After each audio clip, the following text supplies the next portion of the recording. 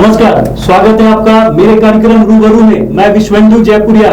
Leak पर गाड़ी चले और चले कपूत, लीक से हटकर चले शायर सिंह और सपूत। तो मेरे साथ आज मुन्ना कुमार सिंह है, कमांडेंट सीआरपीएफ, जिन्होंने हजारीबाग में लीक से हटकर काम किया और कमाल कर दिया।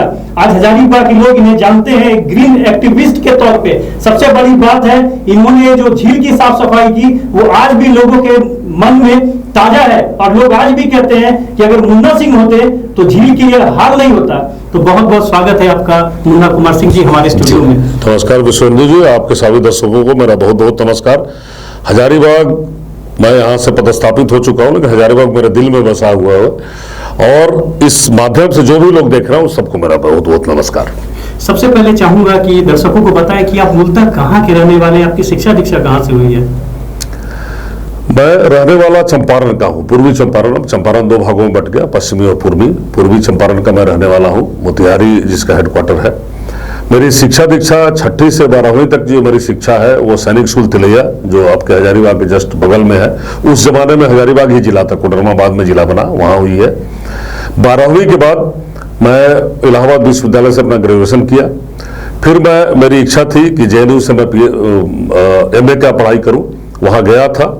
लेकिन उससे पहले मेरी नौकरी लग गई, तो मैं CRPF में नौकरी में आ गया था 1994 में। तब से मैं CRPF में हूँ और विभिन्न जगहों पर पदस्थापित रहा हूँ। ये छोटी सी मेरी जीवनी है। नहीं तो छोटी सी आपकी जीवनी है, लेकिन आपका कद बहुत बड़ा है। हाइट की अगर मैं बात करें तो कहीं हाइट की वजह से ही तो आप CRPF में नहीं गए। हाइट अगर भौतिक रूप से नापा जाए तो 6 फीट 4 इंच का हूँ, 188 सेंटीमीटर का हूँ। कई बार मजाक में अपने दोस्तों को मैं बोलता भी हूँ कि मेरी लंबाई अमिताभ बच्चन के बराबर है, लेकिन लंबाई उनके मुताबिक है।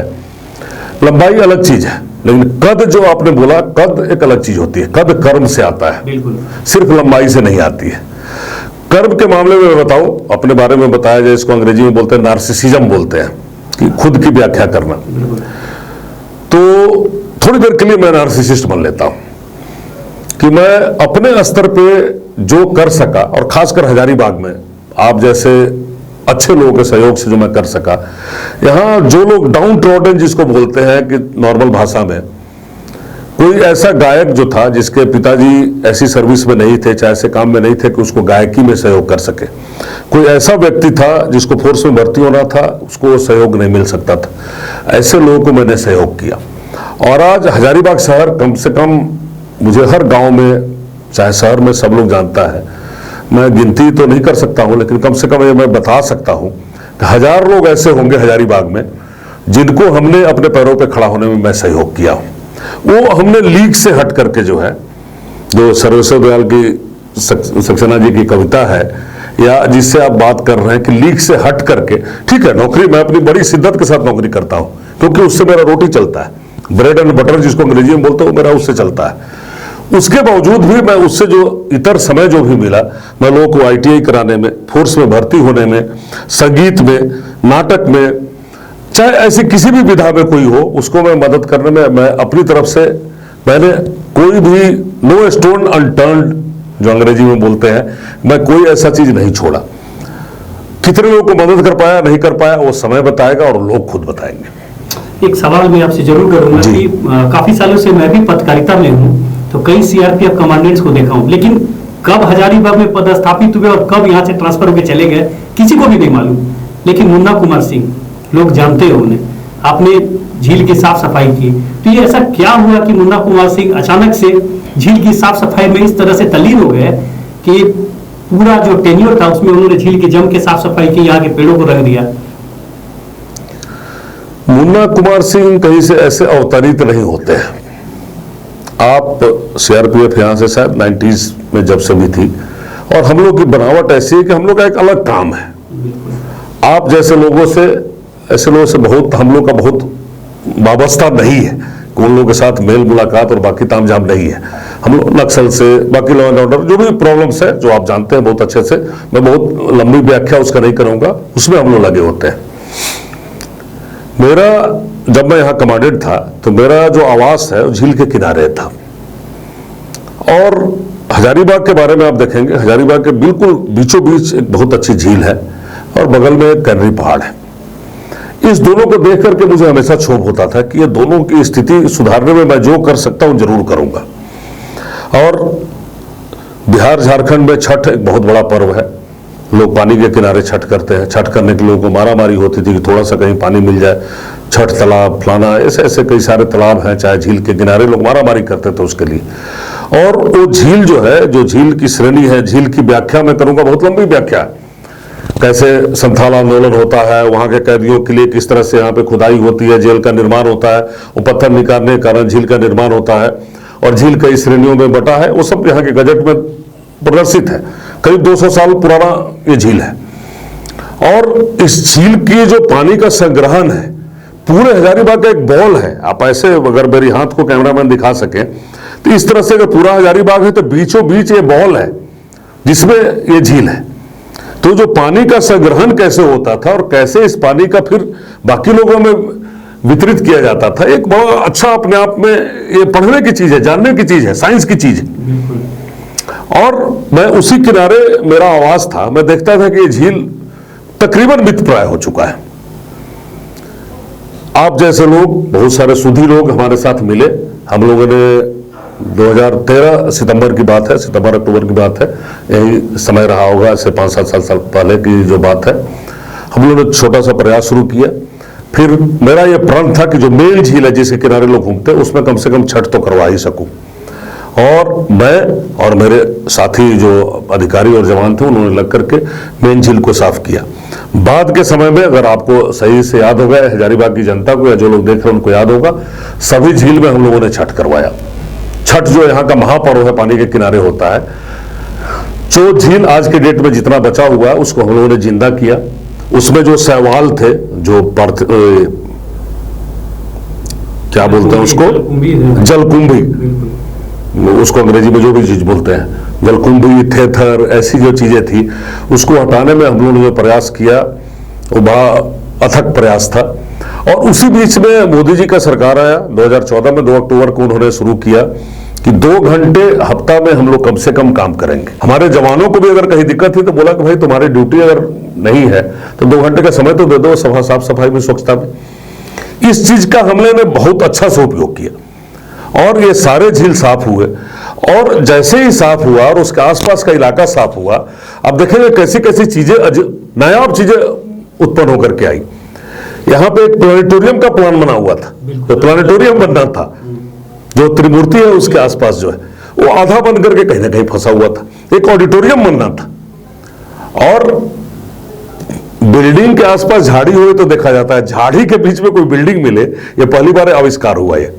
और मैं नाप कर तो नहीं बता सकता हूँ, कम से कम 200 से 300 एकड़ जमीन जो आसपास की जो इलाका था झील के, वो जब साफ सुथरा हुआ तो आज के डेट में मेडिकल कॉलेज वहां बना, वो सारे इलाके साफ सुथरा हुए।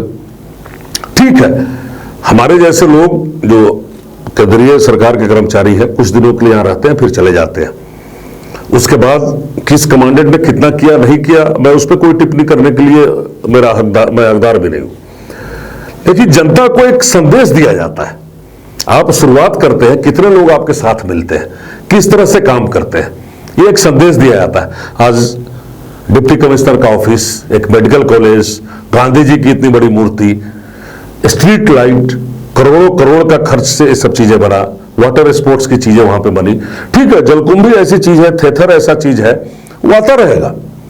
जो अनवरत प्रक्रिया है, आप एक दिन खाना खा लेते हैं तो खाना थोड़ी छोड़ देते हैं, अगले दिन खाते हैं। आप आज नहाते हैं, कल फिर नहाते हैं।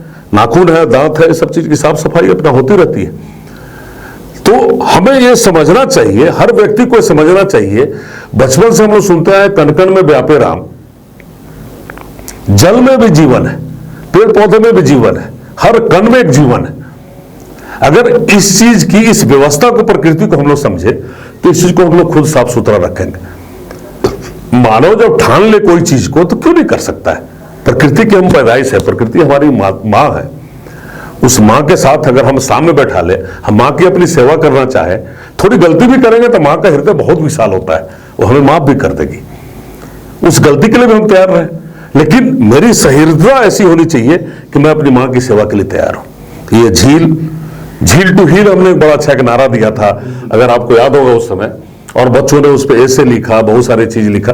और कोई ऐसा चीज नहीं कि मैं बड़ा अद्भुत व्यक्ति हूं, कोई डिफरेंट चीज में कोई ऐसा आविष्कार नहीं किया, उन्हीं चीजों को थोड़ा सा अलग तरीके से किया।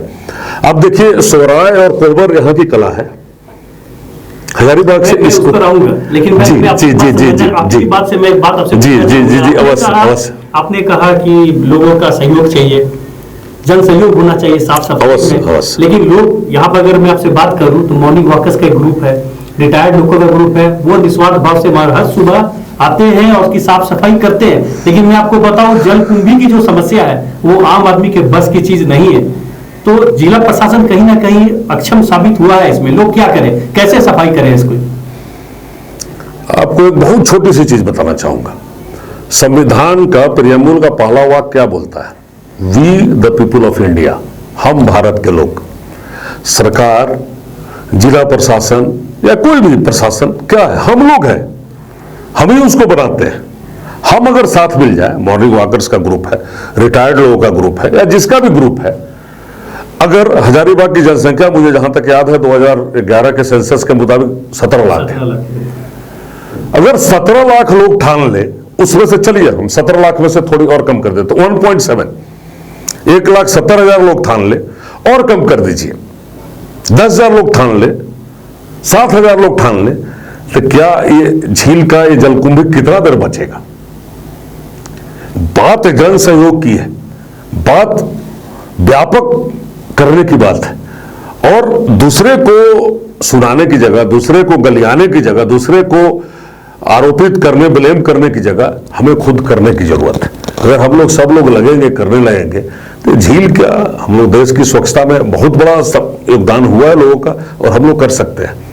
सरकार क्या करेगी, जिला प्रशासन क्या करेगी, यहाँ का वार्ड क्या करेगा, मेयर क्या करेगा, इस बात को छोड़ करके थोड़ी देर के लिए हम सोचे कि हम क्या करेंगे, फिर देखिए ना बदलाव कितना लेकिन अच्छा हम बदलाव। क्या करें में लोगों ने सहयोग किया है, मैंने खुद देखा है। और एक सीमा पर आके आप उससे आगे नहीं बढ़ सकते हैं और वहां कहीं ना कहीं प्रशासन विफल रहा है। मैं कहीं आपसे सहमत नहीं हूँ। यहाँ पे प्रशासन को चाहिए था कि आगे आके, या जो भी कस्टोडियन है झील का, उसे चाहिए था कि साफ सफाई करे। फिशरी डिपार्टमेंट है कस्टोडियन, लेकिन वो अपनी जिम्मेवारी से भाग रहा है। ठीक है, ठीक है, प्रशासन, फिशरीज विभाग, सीआरपीएफ या जिस विभाग का भी नाम लीजिए, मैन बिहाइंड द मशीन बहुत इंपॉर्टेंट होता है।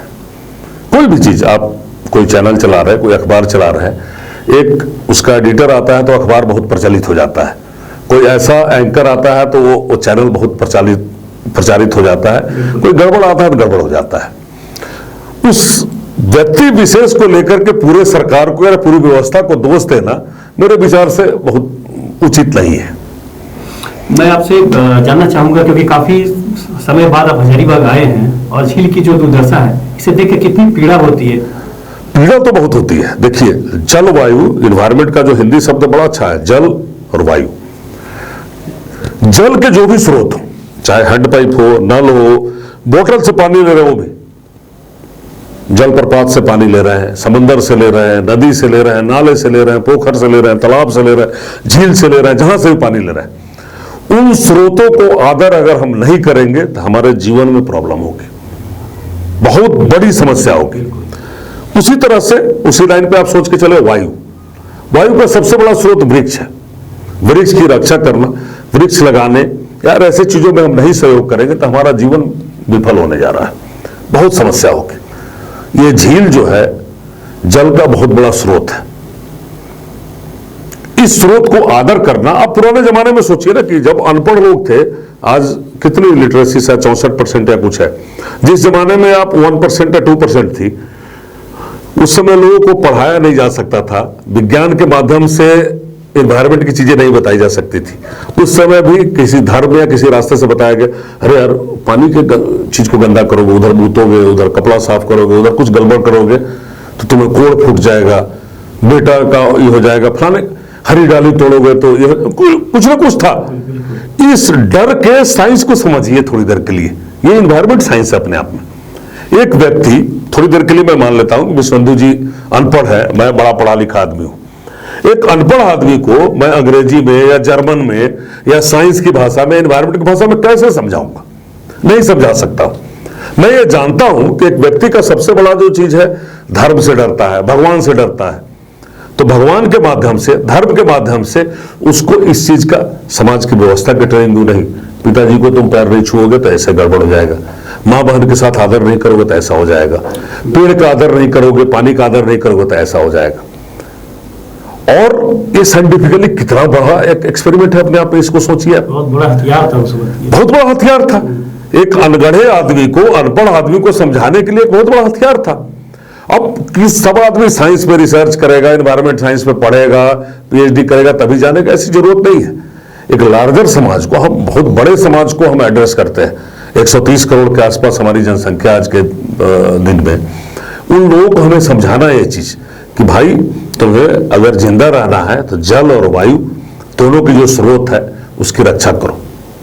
चाहे तुम उसके भगवान मान के रक्षा करो तब, तुम भाई मान के रक्षा करो तब, पत्नी मान के रक्षा करो तब, प्रेमिका मान के रक्षा करो तब, मां मान के रक्षा करो तब, पिता मान के रक्षा करो तब, दादा दादी जो भी जिस रिलेशन में मान के रक्षा करो तब। किसी भी तरह से उसकी रक्षा जरूर करो। न रक्षा करोगे तो तुम नहीं रहोगे। तुम्हारा जीवन जो है उस चीज पे निर्भर है। ये बात हमको, आपको, सर्वजन को समझना बहुत जरूरी है। कैसे समझाया जाए? हरिशंकर प्रसाद एक बड़े अच्छे व्यक्ति थे, उन्होंने बोला कि कम्युनिज्म जो नहीं समझता है, कम्युनिस्ट पे उन्होंने बड़ा, मतलब खुद कम्युनिस्ट थे, कम्युनिस्टों पे सबसे बड़ा मजाक उन्होंने किया, स्क्रू ड्राइवर से उसका दिमाग खोलो और उसके दिमाग में मार्क्स की थ्योरी डाल दो, कम्युनिज्म समझ जाएगा। तो ये मजाक की जो बात है, इसको रियलिटी में आप सोचिए विश्वेंद्र जी, कि लोगों के दिमाग में इस चीज को डालिए। अब कैसे डाले? हम डाले, आप डाले, ये डाले, जिस भी माध्यम से डाले। जल और वायु को आप नहीं रक्षा करेंगे तो हमारी और आपकी रक्षा कोई नहीं कर पाएगा, ये समझना पड़ेगा। झील जितना साफ था आपके समय में, उससे पहले ना मैंने कभी देखा तो उसके बाद ना मैंने कभी देखा। एक और बात है कि जब बड़ी झील की बात आती है तो आपके साथ मैं भी गया था। एक पॉइंट आपने खोजा था जब आपने बताया था कि अंग्रेज यहाँ से बिल्कुल दूरबीन लगा के इस जगह से बहुत जो नजारा है उसका लुत्फ उठाया करते थे। वहां से वो बाइनोकुलर लगा के, बड़ा बाइनोकुलर लगा के वो कैमरे हिल को देखा करते थे। वो क्या आपने देखा था और क्या आपका एक सोच था, वो जरा बताएं दर्शकों को, क्योंकि बहुत लोगों को नहीं मालूम है इस बारे में। आप जो भी लोग झील किनारे गए होंगे, मुझे जहां तक ध्यान है, इस माध्यम के थ्रू हजारीबाग की बहुत सारी जनता इसको देखेंगे, चाहे जो जानेंगे, चाहे विश्वेंद्र जी के माध्यम में या मुझे जानने वाले लोग हैं, बहुत लोगों को मैं घुमाया हूं झील के किनारे। आप 1 नंबर झील को देखेंगे और 2 नंबर झील को देखेंगे, करीब 10 फीट का अंतर है। आप रोड पे समान उस पे चल रहे होते समतल पे, लेकिन दोनों में अंतर है। 2 नंबर से फिर 3 नंबर पे जाते हैं, करीब 20 फीट का अंतर हो जाता है। तो पानी का संग्रहण कैसे किया जाए, और उसका मानक, उस समय तो भाई जीपीएस नहीं था, कोई स्मार्टफोन नहीं था, कोई ऐसे टेक्निकल गैजेट नहीं थे। तो मुझे ये लगता है, मेरी कल्पना हो सकती है, जो इंदिरा गांधी बालिका विश्वविद्यालय है उसके गेट के पास जो एक जगह है जहां से कैमरी पहाड़ बड़े अच्छे से दिखता है, मैं अपने पैसे से एक बड़ा अच्छा दूरबीन खरीदा था, और दूरबीन हम लोगों ने यहाँ के समाज को दान में दे दिया था कि सब लोग यहाँ से बैठ करके देखो। पता नहीं आज उसकी क्या स्थिति है कि 2016 के बाद मैं हजारीबाग छोड़ दिया हूँ, अपनी पदस्थापना में मणिपुर रहा, फिर अभी आज के डेट में पटना में हूँ। कुछ व्यक्तिगत काम के लिए आया था पटना, विश्वनाथ जी ने मुझे पकड़ लिया और स्टूडियो में यहाँ बैठा रखा।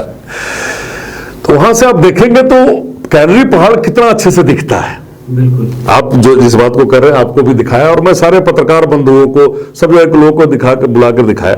शायद अंग्रेजों ने जब बनाया होगा 1800 कुछ ईस्वी में जब झील बनी थी, शायद वहीं से उन्होंने एक स्टैंडर्ड तय किया होगा, एक मानक तय किया होगा, और 1 नंबर 2 नंबर 3 नंबर उस तरह से पानी का व्यवस्था इस तरह से किया होगा। पठारी क्षेत्र है, पानी हर जगह नहीं मिल सकता है।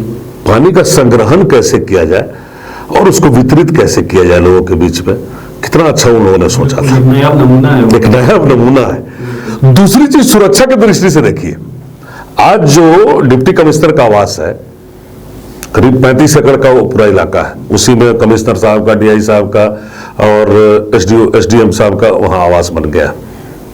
तो पूरा कैंपस जो है, कितना बड़ा कैंपस है, उसी कैंपस में अंग्रेज का जो यहाँ का हेड था वो रहता होगा। मैं रैंक नहीं याद कर पा रहा हूँ, जो भी गवर्नर होगा या जो भी यहाँ का होगा, कमिश्नर होगा, कैप्टन होगा, वहां रहता होगा। बौड़म साहब थे और ऐसे ऐसे लोग थे। सॉरी। तो वो लोग जब वहां रहते थे, उन लोगों को संथाल आंदोलन के बाद डर भी लगा था। इंग्लैंड से आए थे यहाँ 7 समुद्र पार करके। जनता अगर विद्रोह करेगी तो मेरे साथ क्या करेगी। आप सुरक्षा के दृष्टि से, मैं सुरक्षा वाला बिजनेस में हूं, मैं उसमें नौकरी करता हूं, अब उस दृष्टि से उसको देखिए। अगर आप डीसी का जो ऑफिस है, डिप्टी कमिश्नर का ऑफिस है, उसके इस तरफ जो है पुलिस लाइन है, अब बाकी सभी तरफ से पानी का घेरा है। पानी को क्रॉस करके जनता उन पे हमला नहीं कर सकती है, दूसरी तरफ से हमला करेगी तो पुलिस लाइन उनको प्रोटेक्ट करने के लिए, प्रोटेक्शन के लिहाज से कितना बढ़िया तरीके से उन्होंने बनाया था। और उस जमाने में मोटर का आविष्कार नहीं हुआ था, आपको ध्यान होता।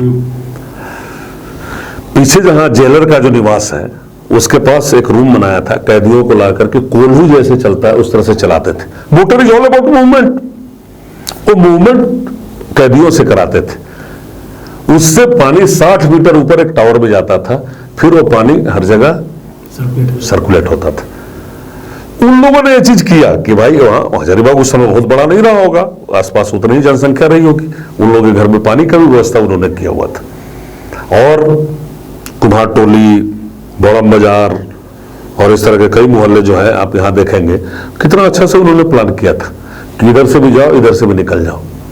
हम जो है, हम लोग जो भी जीव हैं हमारे एज ग्रुप के, हमारे से थोड़े पहले और बाद के जो लोग हैं, हर चीज को कब्जा करना जानते हैं। नालियों को कब्जा करके घर बना दिया, रास्ते को कब्जा करके घर बना दिया, कहीं ना कहीं हेरा फेरी करके अपार्टमेंट बना दिया, कुछ बना दिया, उन रास्तों को उनको घेर दिया। हजारीबाग जैसे जगह में जब अतिवृष्टि होती है, ऐसा समय आता है, बाढ़ क्यों आया भाई? कुम्हारटोली क्यों डूबे? बौड़म बाजार क्यों डूबे? क्यों डूबता है? क्योंकि पानी का निस्तारण सही नहीं होता है। बड़ी वजह है। और झील में अगर आपको ध्यान होगा, आपको विकास जी को, टीपी सिंह साहब को, साधवल जी को, ऐसे जितने भी पत्रकार थे, मैं एक बार लेकर के यशवंत सिन्हा जी को, जयंत सिन्हा जी को, मनीष जायसवाल जी को, बादल जायसवाल जी को, सबको लेकर के उस जमाने में आज से 5-7 साल पहले मैं घुमाया था पूरे तरफ। मुझे अगर ठीक से याद है तो 12 ऐसे पॉइंट हमने दिखाया था कि ये बॉल के शेप में झील है, 12 ऐसे जगह है जहां से पानी संग्रहण इस झील में होता है। हमने क्या किया, जब यहां बारिश होती है नवाबगंज में, बारिश होती है कैनरी वाले इलाके में, बारिश होती है किसी और भी मोहल्ले में, तो उस बारिश की पानी को उस झील में आना चाहिए था। उसके लिए बड़ा अच्छा रास्ता बना हुआ था, उन रास्तों पे हमने घर बना दिया। भाई घर ही बनाना सबसे बड़ा चीज आपके लिए रह गया है। तो आप प्रकृति के इन चीजों को जब मारेंगे तो प्रकृति का खुद भी पैदाइश है ना, कितने दिन आप जिए? एक और चीज अगर आप समय इजाजत देता हो तो मैं छोटा सा एक और वाक्य बताऊंगा। रेणु जी की जन्म शताब्दी वर्ष चल रहा है, धनेश्वरनाथ रेणु, जिनका हजारीबाग से बहुत अच्छा कनेक्शन रहा हुआ है। यहीं कोरा चौक पे 3 नंबर जो पोल है उसके बगल में लतिका जी का घर है, चारू लिखा हुआ है वहां पे। लतिका जी उनकी पत्नी होती थी उस समय में। मैं हजारीबाग जब भी आया तो मुझे, क्योंकि रेणु से प्रेम था, तो मैं उस घर को देखने जाया करता था और बार बार उस रास्ते से गुजरता था कि देखो रेणु इस रास्ते से गुजरे होंगे। रेणु जी के एक छोटा सा वाक्यात है। पटना में 74 में बहुत बड़ा बाढ़ आया था गंगा में। रेणु जी कदम कुआं एक मोहल्ला जहां रहते थे, वहां बैठे किसी चाय दुकान पे चाय पी रहे थे। तो लोग, हमारे आपके जैसे लोग दौड़ के आए, अरे रेणु जी अब चाय पी रहे हैं, पानी बाढ़ आ रहा है, चलिए चलिए भागिए भागिए। रेणु जी बैठे आराम से चाय पी रहे हैं। फिर कोई आया, अरे रेणु जी अब चाय पी रहे हैं, बाढ़ आ रहा है, पानी बाढ़ आ रहा है। फिर कोई आया, ऐसे ही भीड़ जमा होती गई। बोले यार रुको यार, तुम लोग इतना हल्ला करो, बाढ़ आ रहा है, पानी आ रहा है, क्या हो गया, बैठो चाय पियो। अरे अब चाय पीने की बात कर रहे हैं, यहाँ बाढ़ आया हुआ है, मुसीबत होने वाला, पूरा शहर डूबने वाला। सुनो सुनो मेरी बात भी सुन लो। तुम एक फूंक गांजा का मारते हो या एक गोला भांग का लेते हो या 2 पैक दारू पी लेते हो तो इतना दुबकते हो, बिहारी भाषा में बोलते दुबकना, जो उल्टा पुल्टा काम कर, दुबकते हो, बिना काम का जो है अनर्गल काम करते हो। गंगा मैया में इतना जहर जो डाले हो, इसका जब असर हो रहा था, काहे घबरा रहे हो? तो प्रकृति में जो जहर हम लोगों ने डाला है, किस किस रूप में जहर डाला? Carbon monoxide, carbon dioxide, carbon fluoro, क्या CFC क्या बोलते हैं उसको, क्लोरोफ्लोरोकार्बन, हर रूप में हम लोग डाले हैं। ये बिजली जो जला रहे हैं, कहीं कोयला जल रहा होगा, कहीं गैस जल रहा होगा, कहीं ना कहीं कुछ फॉसिल फ्यूल जल रहा होगा, उसके थ्रू बिजली आ रही है ना। हम अब गाड़ी चला करके आ रहे हैं, उतना कार्बन मोनोऑक्साइड, कार्बन डाइऑक्साइड हम लोगों ने उत्सर्जित किया। AC चलाते हैं, फ्रिज चलाते हैं, क्लोरोफ्लोरोकार्बन उतना उत्सर्जित करते हैं। और ब्रह्मांड एक है, आपको अगर अच्छी तरह से याद होगा, ओजोन लेयर का पहला डिप्लीशन कहां हुआ था? ऑस्ट्रेलिया में हुआ था। ऑस्ट्रेलिया बेचारा पूरा का पूरा कंटिनेंट सारे मानकों को पालन करता है, ठीक ठाक रहता है, गलती किसी बिहार वाले ने, झारखंड वाले ने, अमेरिका वाले ने, अफ्रीका वाले ने किया, किसी कंट्री किसी इसने किया, और भुगत कौन रहा है? सबसे पहले ओजोन लेयर का जो डिप्लीशन जो है, जो टूटना शुरू हुआ ओजोन लेयर, और फिर ऑस्ट्रेलिया में शुरू हुआ। तो इस ब्रह्मांड की एकात्मकता को हम लोग को समझना चाहिए। अमेरिका वाला सोचे कि बिहार वाले, झारखंड वाले ही ठीक रहेंगे तो हम लोग ठीक रहेंगे, ऐसा नहीं है। हम सोचे कि नहीं, अमेरिका वाले सुधर जाए, ये क्या बोलते हैं उसको, वसुधैव कुटुंबकम वाली जो भाव है वो जरूरी है। ये पृथ्वी पूरा एक है, ये ब्रह्मांड पूरा एक है। इस ब्रह्मांड में मुझे जीना है तो विश्वेंद्र जी को मारने की जरूरत नहीं है। सह अस्तित्व एक शब्द है, को एग्जिस्टेंस एक शब्द है। हम आप को एग्जिस्ट करेंगे तब हम दोनों एग्जिस्ट करेंगे। हम आप एक दूसरे को मारने की सोचेंगे तो हम दोनों नहीं रहेंगे। प्रकृति के परिप्रेक्ष्य में ये समझना बहुत जरूरी है।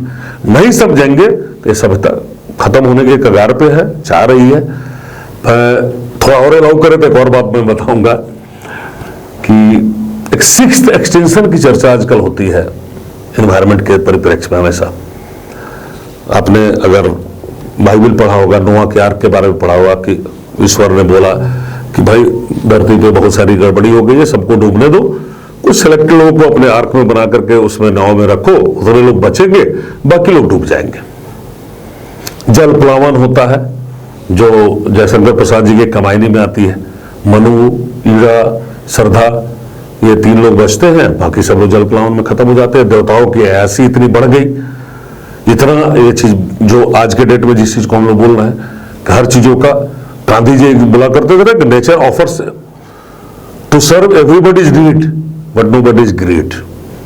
कुछ इस तरह का वाक्य एग्जैक्टली ये चीज नहीं, सब लोग के लालच को पूरा नहीं कर सकता है, लेकिन तुम्हारी नीड को पूरा कर सकता है, तुम्हारी जरूरत को पूरा कर सकता है प्रकृति, क्योंकि हमारी माँ है। मेरी माँ उतनी दूध, उतना पानी, उतना हवा हमारे लिए रखी हुई है, लेकिन हमारी ग्रीड को नहीं कर सकती है। तो सिक्स्थ एक्सटेंशन की जो बात है, जो मैं बता रहा हूं, जयशंकर प्रसाद की कमायनी की बात जो बता रहा हूं, चाहे नोआ की आर्क की बात बता रहा हूं, जो माइथोलॉजिकल जो चीजें हैं, उसका भी एक बेस है, कहीं ना कहीं साइंस है। 5 बार इस धरती की उम्र में ऐसा हो चुका है और 6ठी बार की तैयारी है भाई। आजकल जो इन्वायरमेंटलिस्ट लोग बोलते हैं कि earth is suffering from the fever. Fever कोई बीमारी नहीं होती, किसी भी डॉक्टर से पूछिएगा। फीवर बीमारी का लक्षण होता है। ये जो है, ये लक्षण दिख रहा है। झील आपके हमेशा दिल में रहा है, तो अगर मैं मुन्ना कुमार सिंह से पूछूं कि झील अगर कैसा होना चाहिए, क्या आप कैसा झील आप सोचते हैं कि इसको इस तरह से डेवलप किया जाए, हजारीबाग के लिए बेहतर रहेगा, ये पूरे हजारीबाग में अंडरग्राउंड वाटर लेवल के लिए भी बहुत बढ़िया रहेगा, रिचार्ज अच्छे से हो जाएगा पानी, तो कैसा झील आप देखना चाहते हैं? मैं इसके सवाल के जवाब में आपसे भी एक सवाल करूंगा। प्रकृति ने जिस रूप में हमें शरीर दिया है, अब किस रूप में उस शरीर को देखना चाहेंगे? उसमें बहुत सारे तामझाम लगाने से आपको वो बोझ ढोना पड़ेगा। उसको अपने प्रकृति के स्थिति में रहने दीजिए। जो भी गंदगी उस झील में आई, जो शैवाल उसमें आया, जो पार्थेनियम, पुटूस और जलकुंभी, जितना वाटर हायसिंथ जिसको बोलते हैं, ये सब जितनी भी चीजें आई, हम लोगों ने डाला है। हम अपनी भी दुर्बलताओं को उस पर थोप रहे हैं। इससे थोड़ा अलग रहिए। प्रकृति अपनी व्यवस्था खुद की हुई है। प्रकृति की एक व्यवस्था का बहुत अच्छा नमूना आपको बताऊंगा। पतझड़ के बाद बरसात आती है। पेड़ों को अपना खाद पानी चाहिए, अपना लीफ शेड करता है, उसके बाद एक बारिश होती है। बारिश के गिरने की प्रक्रिया को अब देखिए। एक पेड़ इस रूप में है, बारिश यहां गिरा, धीरे धीरे ऐसे ऐसे, जिसको हम लोग देसी भाषा बोलते हैं, टघड़ करके पानी ऐसे आया, फिर वो गिरे हुए सूखे पत्तों पे आया, पत्तों से उस मिट्टी में गया। अगर आप एक पहाड़ को ऐसे आप सोचिए, इस तरह से है, जो हमारी भाषा में, झारखंड की भाषा में उसको चूहा बोलते हैं। इस पहाड़ पे, इस जगह पे आप यहाँ खुदाई करेंगे। हम लोग अपनी ट्रेनिंग में भी सीखे हैं, 3 बाई 3 बाई 3 फीट लंबा, 3 फीट चौड़ा, 3 फीट गहरा खड्डा खोद दीजिए आप अपने दाव से, चाकू से, खुरपी से, जो भी आपके पास हथियार है, भर के पानी आया था। और उससे बढ़िया मिनरल वाटर कुछ नहीं है। पानी कहां से आया? या इसके ऊपर एक पेड़ था, पेड़ के ऊपर पानी गिरा, वो पानी जो है वो गिरे हुए पत्तों पे गया, पत्तों से उस सॉइल में गया, सॉइल से वहां आ रहा है। अपने आर्टेसियन वेल का नाम सुना होगा। अपने आप स्वतः एक फवारा जैसा पानी निकलता है। कहां से आता है? वही पानी का संग्रहण जो यहां से आया, बेस में आर्टिसन वेल होता है, और वो पानी कितना स्वच्छ है, कितना साफ है। आप देखिए हमारे यहाँ के जो छोटे छोटे बच्चे हैं वाटर बोतल लेके स्कूल जा रहे हैं। एक समय मुझे याद है, हम लोग, मैं सन तो मुझे ठीक से नहीं याद है, 91-92 होगा। शरद यादव जी बड़े प्रोलिफिक वक्ता होते थे, बड़ा अच्छा बोलते थे। सांसद में उन्होंने जब कुछ पानी, बोतल पानी का बात हुआ तो मजाक उड़ा रहे थे, अरे बोतल पानी इंडिया में कौन पिएगा। आज देखिए हर आदमी, जो हम भी यहां पर आया तो अपना एक बोतल पानी लेकर आया, अभी अपने ऑफिस में आते पानी एक बोतल लेके आते। कल को यही हाल ऑक्सीजन के साथ होने वाला है भाई। ऑक्सीजन का बोतल, ऑक्सीजन का सिलेंडर, ऑक्सीजन का टैंकर, क्या क्या ढोएंगे आप। प्रकृति के साथ आप जो घात कर रहे हैं उसका प्रतिफल बहुत खराब मिलने वाला है। बिल्कुल। जो रेणु जी की बात जो मैं बता रहा था, रेणु जैसे महान जो हमारे गद्यकार, हमारे इतने अच्छे जो प्रेमी, इतने बड़े साहित्यकार, जो सम्मिली जब बिहार झारखंड था तो उसके समय के सबसे बड़े रचनाकार, जिनका हजारीबाग से भी इतना बड़ा संबंध रहा, यही बोले भाई तुम थोड़ा सा जब जहर, थोड़ा सा जब नशा लेते हो तो इतना वो करते हो। ये गंगा मैया में जब इतना जहर डालो उसका क्या क्या होगा। इस प्रकृति में हम लोग क्या क्या नहीं डाल रहे हैं, कब चेतेंगे, ये चेतना जरूरी है। मैं आपको बताऊं कि जब 1986 में मैं स्कूल का या छात्र हुआ करता था, उस वक्त संजीवनी स्कूल क्रॉस कंट्री का आयोजन करता था, एक दौड़ का। हम लोगों को झील पर ले जाया जाता था और ऐसे भी शाम में हम लोग झील पे जाते थे। ये जो झील के किनारे पूरी सड़क बनी हुई है अलकतरे की, वो मोरम की हुआ करती थी। वो जो खूबसूरती है, जिस प्रकृति की आप बात कर रहे हैं, जिस नेचुरल उसको बनाए रखने की बात कर रहे हैं, वो मुझे याद आता है जब आपने ये बात कहा। भारत आवाज यहाँ बहुत बड़े साहित्यकार है, आप ही के शहर में हजारीबाग। आप ही का क्या बोलूं, मेरा भी शहर है हजारीबाग, मेरे दिल में बसता है। एक बार कहानी सुना रहे थे कि बाघ किसी औरत को बुधवा महादेव के आसपास उठा लेकर गया था, और बहुत सारे ऐसे हजारीबाग में आपको व्यक्ति मिले होंगे जो बाघ या चीता उनको झील के किनारे सुबह सुबह घूमते समय मिला होगा। प्रकृति की अपनी एक व्यवस्था है, बिल्कुल। उसके जीव, उसके जंतु, पेड़ पौधे, सबसे रिलेशन है उसका। आज आप ये बता दीजिए, बंदर भी किसी को मिल गया हो, खरगोश भी मिल गया हो झील किनारे, गीदड़ भी मिल गया हो, बड़ा मुश्किल है, दुर्लभ है। हमने अगर 84 लाख योनि की जो बात है, जो साइंस भी आजकल बोलता है कि 84 लाख तरह के प्रजाति होते हैं, हम अपने आप को क्राउन ऑफ क्रिएशन घोषित किए हुए हैं कि हम भाई सब कुछ जानते हैं। 83,99,999 जीवों के ऊपर क्या हम राजा हैं? नहीं। उनके हक को मारने का हमारा कोई हक नहीं है। उनके हक को मारने का हम जो रोजाना प्रयास कर रहे हैं, उसका जो रिएक्शन होगा वो बहुत खतरनाक होने वाला है। होने वाला क्या है, हो रहा है। हजारीबाग पुराने मकानों में देखिए ना, पंखा लगाने की भी जगह नहीं बनाई गई थी। मई में यहां लोग कोट पहनते थे, जून जुलाई के बाद तो स्वेटर उटर भी डाल लेते थे। जो बहुत लोग हैं, जीवित हैं, उनसे पूछिएगा। आप अपने पिताजी से, दादाजी से जब बात सुने होंगे तो बताए होंगे, आपका पुराना घर होगा तो बताए होंगे वो लोग। हमने भी देखा है 80 देखा है 80 के दशक में, देखा है हमने। आज क्या हालत है? कौन सा महीना चल रहा है? अक्टूबर की आज 8वीं तारीख को हम लोग बैठे हुए हैं। बाहर में आज भी गर्मी लग रही थी। बिना एयर कंडीशनर चलाए हुए हम अपने कार्यालय में नहीं बैठ पा रहे हैं। इस दुर्गति के लिए कौन जिम्मेवार है? हम और आप। हम और आप नहीं चेतेंगे, इस दुर्गति का परिणति बहुत खराब होने वाला है। आपने शहर में एक और क्राउन जोड़ा था, जो पेड़ों की रंगाई पुताई की थी। पेड़ के तने को आपने रंग दिया था। शहर में बहुत सारे, करीब 5000 पेड़ों को रंगा था। और सोराई भी आपने बनाया था। सोराई और कवर, कई दीवारों पे सरकारी भवन की जो 4 दीवारी थी उस पे ये बहुत बड़ा अभियान उस वक्त चला था। जो तत्कालीन डीसी भी थे मुकेश कुमार, उनका भी बहुत सहयोग रहा था इसमें। लेकिन आज सब सारा कुछ मिट चुका है, जबकि प्रधानमंत्री नरेंद्र मोदी ने भी इसकी तारीफ की थी। बड़ी अच्छी बात है कि सर हो, चाहे सुनील सर हो, उस समय जो भी बहुत सारे अधिकारी थे और बहुत सारे जो सिविल के लोग थे, ठेकेदार हो, इंजीनियर हो, पत्रकार हो, सब लोगों ने क्या अच्छा सहयोग किया था और क्या अच्छा मूवमेंट चला था। मेरी अगर दिल से पूछे तो ऐसा मूवमेंट लगातार चलते रहना चाहिए। जो म्यूजिक में जिसको क्रेसेंडो बोलते हैं, जो अस्थाई तक जाने की जो चीज है कि आरोह जब चले वहां तक जाए, वो जाता रहना चाहिए था। कई कारणों से, जो भी कारण हो गए, नहीं चले, वो अलग बात है। झील हो या सौंदर्यीकरण की बात हो, अब देखिए हजारीबाग कितना सुंदर शहर है, कितना अच्छा है इसका जगह स्थापित। अगर बिहार एक था तो पटना और रांची के तकरीबन मतलब ठीक ठाक जगह पे ये जगह आता था। हजारीबाग में लोग आते थे। एक जगह पड़ता आज भी पीटीसी के पास जो है एक कलवट है, वहां पे लोग बताते हैं कि वहां कोई झाल मुड़ी बेचता था 10 को पहले। जो लोग पटना से आते थे तो पटना एक जिला था जो कोडरमा तक आता था, उसके बाद गया था इधर, फिर हजारीबाग जिला था। बाद में कई जिले बनते गए, छोटे छोटे, छतरा भी जिला बना, कोडरमा बना, और सब जो जिला बनता गया। उसको कूलेस्ट पॉइंट ऑफ बिहार बोला जाता था। क्यों? ये झील यहां पे है, दूसरा झील यहां है, तीसरा झील यहां है, चौथा झील यहां है। सारा पानी फिर उस कलवट से निकल करके कैमरी की तरफ जाता था, एक तालाब में जमा होता था। फिर एक तरीका था उसका कि पानी कैसे डिस्ट्रीब्यूट होता रहेगा। उस तालाब में बिल्डिंग बन गया। इधर जो लास्ट झील के बाद जो जगह खाली था वहां कुछ ना कुछ और कंस्ट्रक्शन हो गया। हम लोग कंस्ट्रक्शन के चक्कर में प्रकृति की सारी व्यवस्था को भूल गए। उस व्यवस्था के दोष ने आज वो कूलेस्ट पॉइंट हो तब, चाहे झील का पानी का डिस्ट्रीब्यूशन हो तब, चाहे हवा की साफ सफाई हो तब, बहुत सारी समस्या जो पैदा कर दिया। जो हम बोल रहे हैं कि पहले छतों में लोग पंखा के लिए प्रावधान भी नहीं करते थे, आज एसी का प्रावधान कर रहे हैं। क्या क्या करोगे आप? जो शरद यादव जी की जो मैं बात बता रहा हूं कि पानी ढोने पे मजाक उड़ा रहे थे, क्या ऑक्सीजन ढोगे? क्या एयर कंडीशनर ढोगे शरीर पे?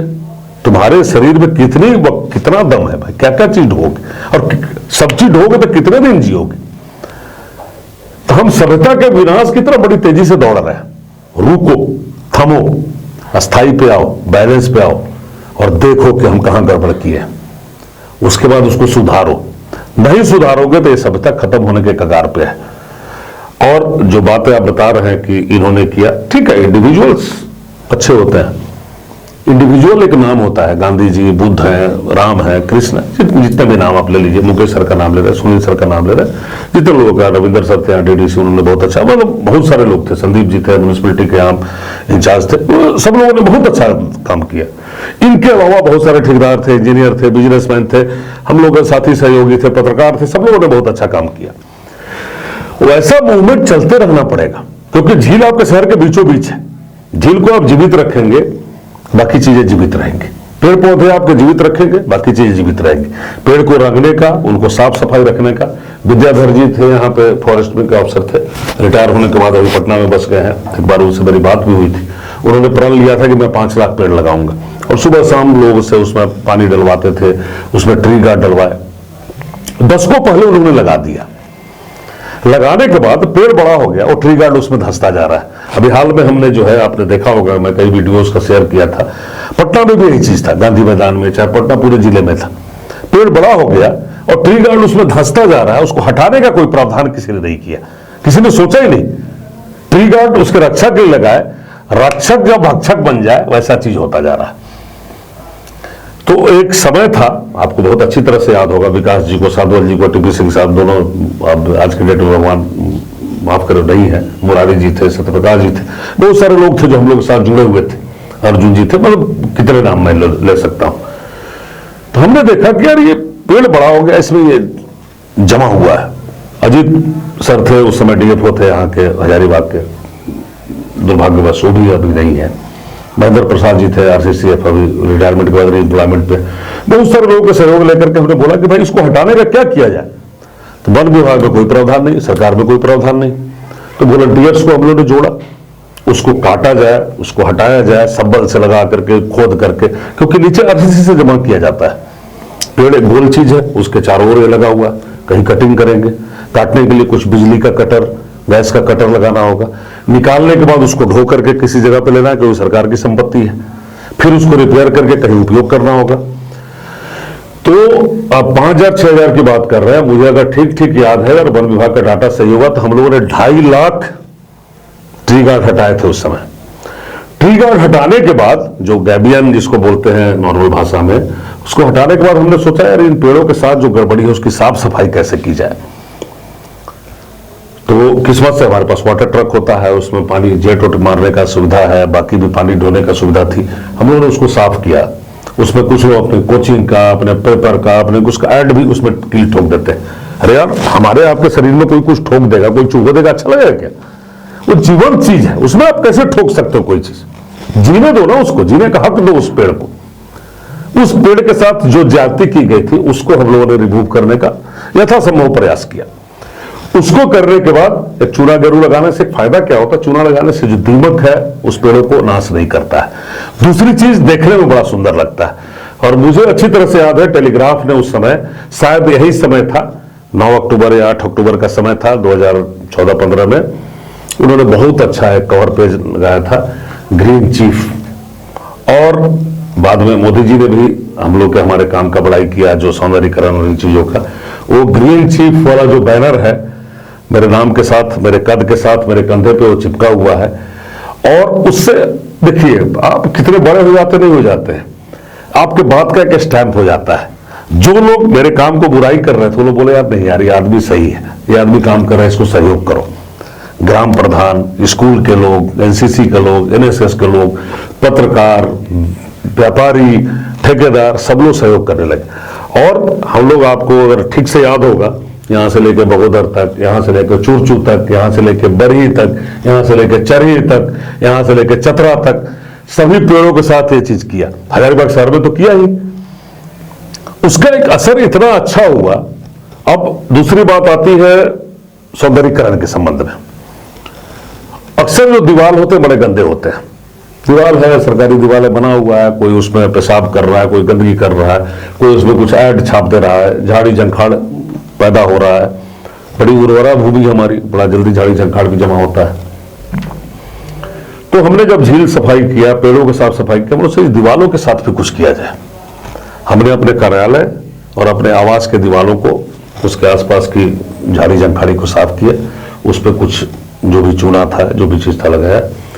उसके बाद मुझे याद है कि आप विश्वेंदु जयपुरिया जी का एक बड़ा अच्छा आर्टिकल था सोहराय कोहबर पे, जो इसको की गुफा से लेकर के फूलो इमाम जी ने बहुत उस पर काम किया हुआ था। उस आर्टिकल को पढ़ा कि यहाँ की लोकल कला हमारी सोहराय और कोहबर है। कौन लोग इसको करते हैं?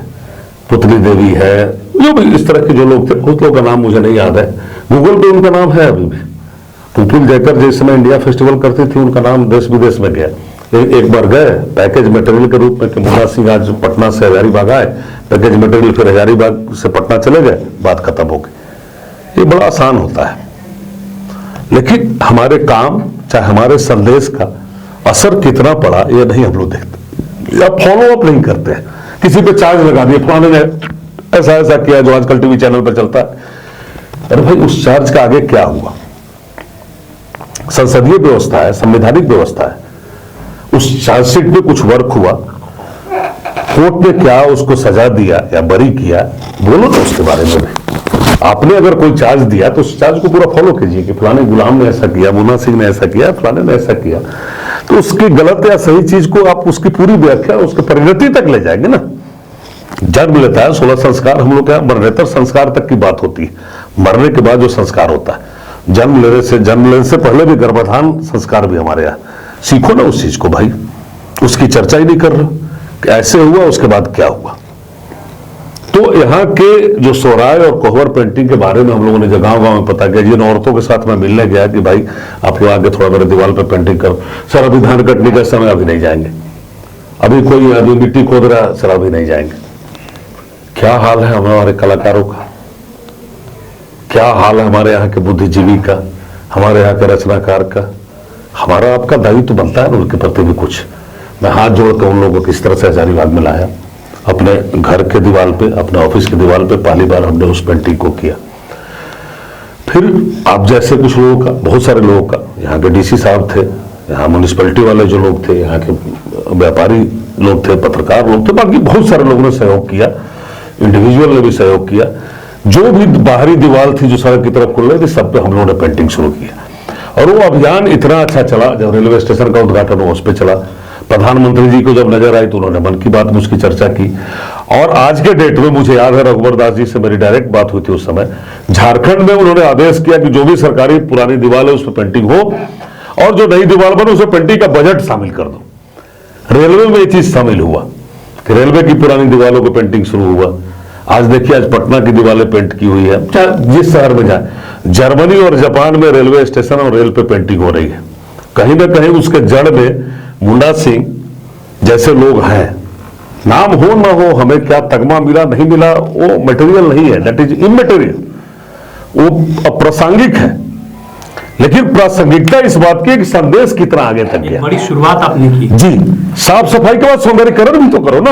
आप दाढ़ी बना लेते हैं, दाढ़ी बनाने के बाद कुछ क्रीम पाउडर भी लोग तो लगाते हैं, तो क्रीम पाउडर वाली जो चीज है, और इसको हमारा प्रागैतिहासिक एंशिएंट हिस्ट्री का एक चीज है जो हजारीबाग जिले में, वहीं से ये चीजें आती है, सोहराय और कोहबर की जो चीज है।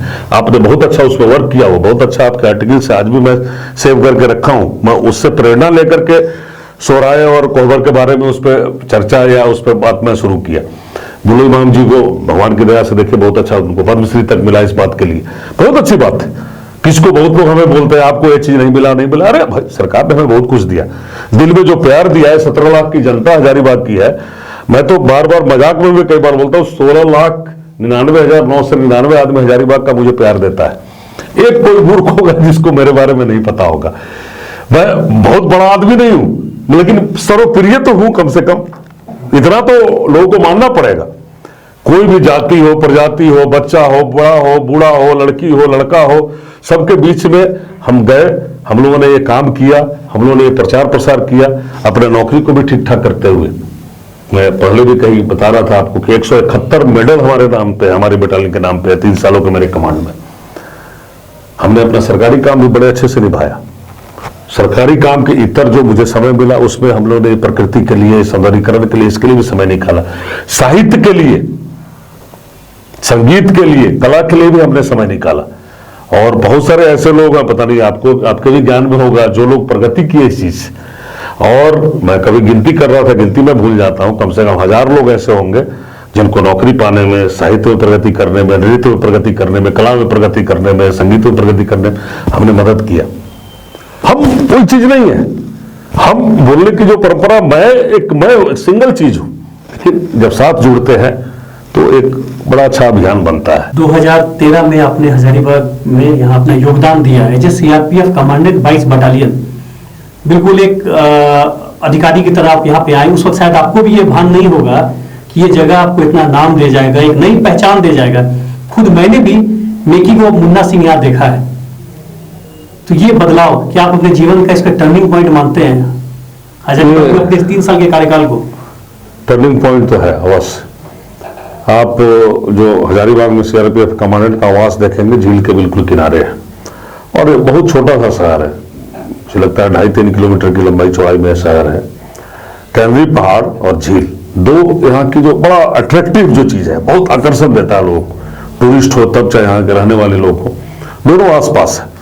तो मैं घर से निकलता था, इस झील के किनारे होते हुए अपने कार्यालय जाता था, कई बार कैमरी पहाड़ पर टहलने जाता था।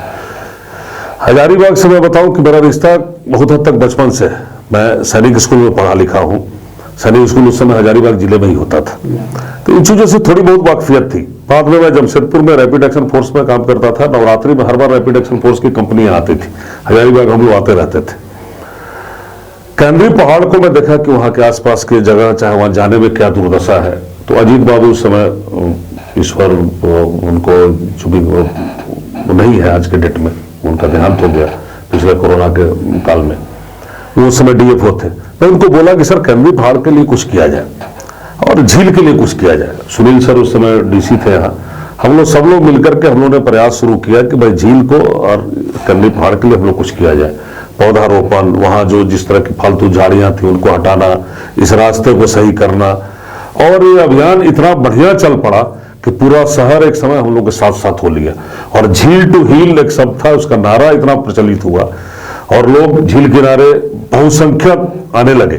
जो लास्ट वाली झील थी, कई बार हम लोग को याद है कि लोग इसको हम लोग समुद्र का दर्जा दे रखे थे कि इतना विस्तार झील है, 4 नंबर झील है, इतना बढ़िया झील है। और लोगों ने किया भी, सरकार ने भी चीज किया है। वाटर स्पोर्ट्स के नाम पे इतने अच्छे बोट्स यहाँ है, वाटर स्पोर्ट्स की चीजें है, पता नहीं अभी कितना अच्छा चल रहा है नहीं चल रहा है।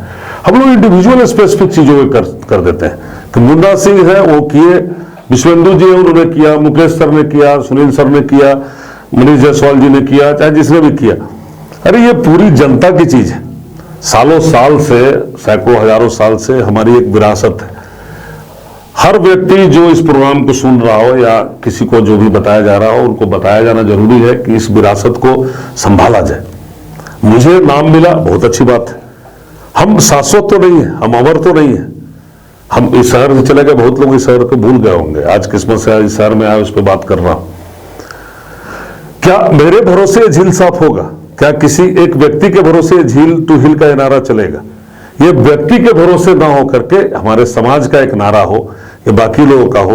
मेरे लिए कुछ गेन करना हो, ठीक है, हम सरकार के अधिकारी हैं, कुछ पैसे दे करके कुछ लोग को मैनिपुलेट करके बहुत लोग गेन करते हैं।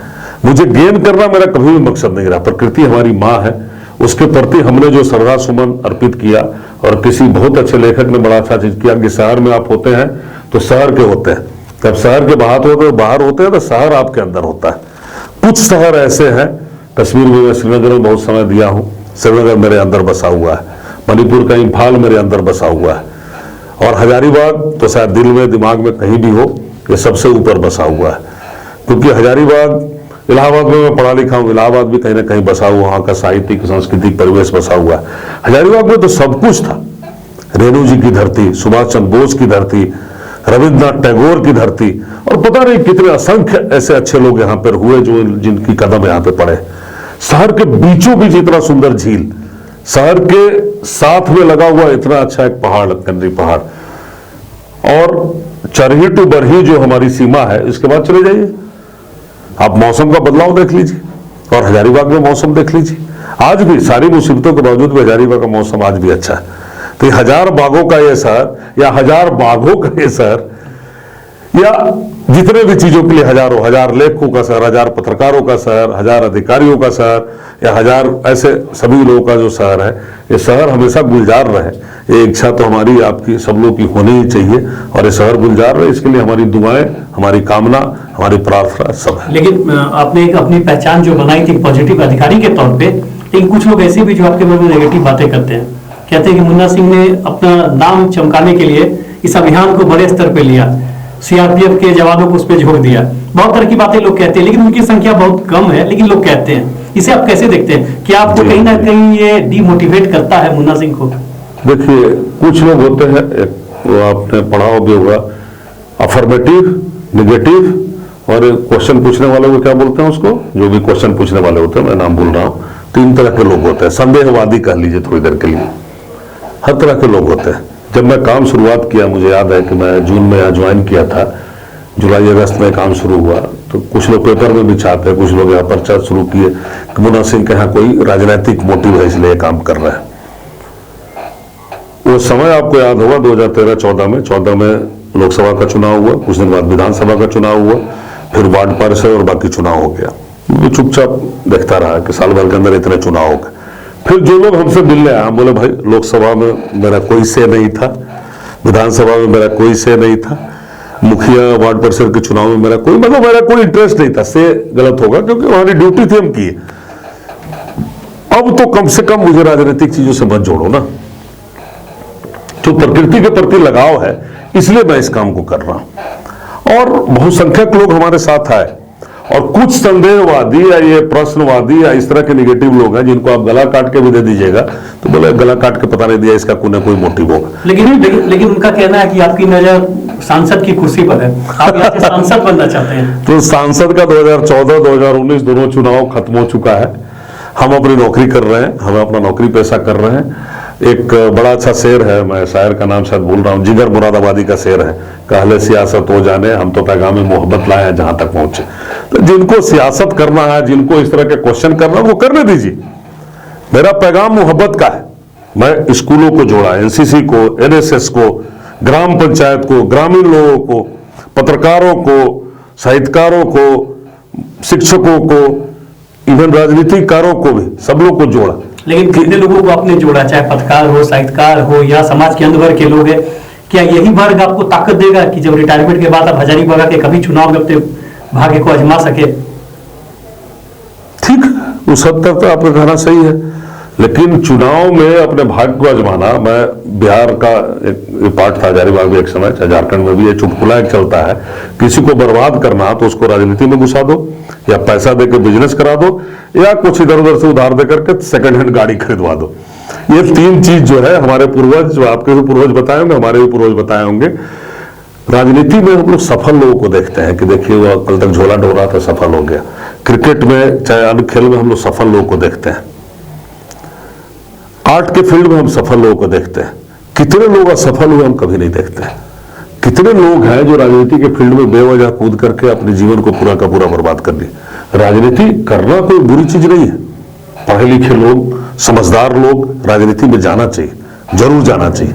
लेकिन राजनीतिक व्यवस्था कुछ इस तरह की है कि मैं 40 साल करीब नौकरी करने के बाद रिटायर हूं और अपनी सारी जमा पूंजी और अपना सारा जो चीज है राजनीति में लगा दूं, फेल भी हो सकता हूं, सफल भी हो सकता हूं। मैं ऐसी दुविधा की चीज में क्यों लगाऊं? मेरी मां प्रकृति से प्रेम है, मेरा लोगों से प्रेम है, मेरा साहित्य से प्रेम है, कला से प्रेम है। उस प्रेम को बढ़ा करके मैं अगर जितना विस्तार मैं कर सकता हूं वो विस्तार मैं करता रहूंगा। राजनीति मेरे लिए कभी भी एक कोई चॉइस नहीं रहा, आगे भी नहीं रहेगा। ठीक है, अपने आप ऐसा कुछ आता है जाता है तो किसका क्या बोलते हैं कि पुरुषस्य भाग्यम त्रिया चरित्र मनुष्यस्य भाग्यम दैवो न जानती कुतः मनुष्य, जो है पुरुष का भाग्य कौन जानता है, कहां ले जाना होगा नहीं होगा। मुझे क्या पता था कि जिस हजारीबाग में मैं बचपन में पढ़ने आया था उसी जगह पे मैं कोबरा को रेज करूंगा। आज बरही में इतनी बढ़िया कोबरा की बटालियन बन गई। उसी हजारीबाग में मैं किसी बटालियन को कमांड करूंगा और जो ही नाम हो, कुछ नाम हो, मुझे नाम का और उसका चिंता नहीं, मुझे अपने संदेश की चिंता है, अपने मिशन की चिंता है। आज अगर झील गंदा है, मुझे इस बात का दुख है कि हमने मेहनत करके एक समय जो है हमने चाहे अपने जवानों के साथ जो आप बता रहे थे उनको झोंक दिया, झोंक नहीं दिया आपने, हमने सब लोगों ने कसम खाया है कि भाई हफ्ते में 2 घंटे हम स्वच्छता को देंगे। अगर इतने लोग, एक सीआरपीएफ में 1200 लोग होते हैं, 1200 लोग का 2 घंटा हफ्ते में देंगे, कितना बड़ा काम हो जाएगा। 17 लाख जनता जो हजारीबाग की 2 घंटा देंगे तो कितना काम हो जाएगा। कोई किसी को झोंक करके कोई गलत काम कर रहा हूं, मैं अपने घर का काम तो नहीं किया हजारीबाग में, कोई अपना मैं राजनीतिक परिक्षेत्र तो नहीं बनाया, कोई मैं अपना बिजनेस का विस्तार तो नहीं किया, कोई मैं अपने स्वयं का विस्तार तो नहीं किया। मेरा एक समय के मुताबिक 3 साल सर्विस करने के बाद बदली हुआ, बदली करने के बाद एक सुदूर क्षेत्र मणिपुर में मैं चला गया। मणिपुर में भी मैं कुछ दिन अपना जैसे जैसे किया, वहां कला के क्षेत्र में, संस्कृति के क्षेत्र में, प्रकृति के क्षेत्र में जो काम मैं कर सकता था वो काम मैं करता रहा। जो लोग मेरे सोशल मीडिया से जुड़े हुए हैं, सॉरी गलत बोल गया, जुड़े हुए हैं, उनको ये पता होगा कि मैं मणिपुर में भी इस काम में लगा रहा। जहां की भाषा, संस्कृति, बाकी चीज अलग है। ये मेरा मिशन है, ये मेरे शरीर का एक पार्ट बन गया कि मैं जहां भी रहूंगा वो प्रकृति के संबंधी, संस्कृति के संबंधी इस चीजों पे मैं अपना लगा रहूंगा। साहित्य के लिए, कला के प्रति मेरा प्रेम है, वो चलता रहेगा, क्यों नहीं चलेगा। और मुझे गौरव है इस चीज पे। आप ऐसे ही ऊर्जावान बने रहे, कला, संस्कृति और प्रकृति के लिए काम करते रहे। हमारी बहुत शुभकामनाएं। और आप यहाँ पर आए, हमें ये समय दिया, बहुत बहुत धन्यवाद। तो ये थे सीआरपीएफ कमांडेंट मुन्ना कुमार सिंह। अगली बार फिर किसी नए अतिथि के साथ मिलता हूँ। धन्यवाद, नमस्कार।